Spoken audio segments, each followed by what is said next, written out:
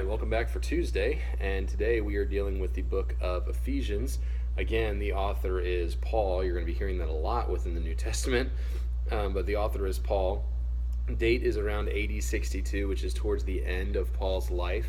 The key theme about Ephesians is that Christians, those who have put their faith and trust in Jesus Christ, are all members of Jesus' body, or the church. And so Paul is going to talk to this church, which he started. He started the church in Ephesus, and now he's going to explain in detail how the church members' relationship to Jesus Christ and to each other, both in the home, in their own home, but also in the church home within the body of Jesus Christ, for the purpose that they may grow up into him in all things, which is the head, even Christ, as it says in chapter 4, verse 15.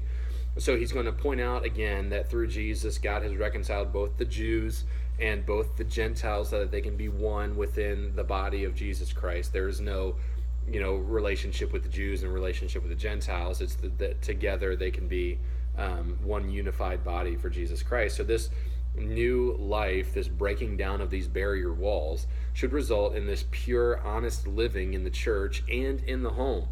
So because of what Jesus Christ has done, it should result in this pure living within the home, but also outside of the home. There are some quotable verses in here. One that we like to quote a lot as parents is Ephesians 6:1, children, obey your parents in the Lord, for this is right.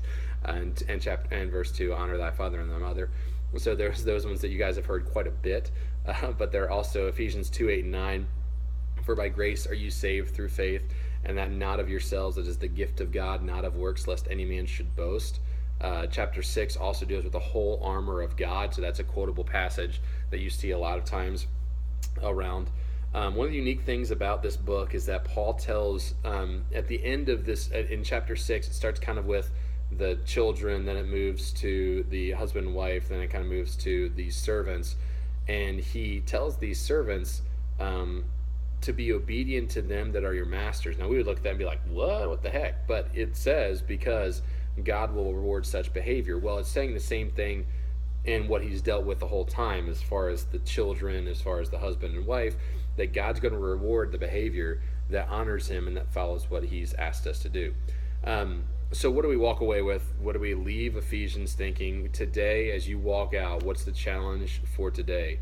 It's chapter 2 and verse 22, that in him, Jesus, you are being built together to become a dwelling in which God lives by his Spirit. So today, as you go out and you live your life doing whatever your life entails at this point in time, whether you're a teenager or an adult, would you live in such a way that you're being built together to become a dwelling in which God lives by his Spirit? Man, you've been reconciled by Christ, so live in that way. Walk in the Spirit. The teen of the day today is Hannah. Pray for her. Again, we haven't seen her in a little while, so pray that we would see her again. She'd come back to visit, but that she'd have a great week at school this week.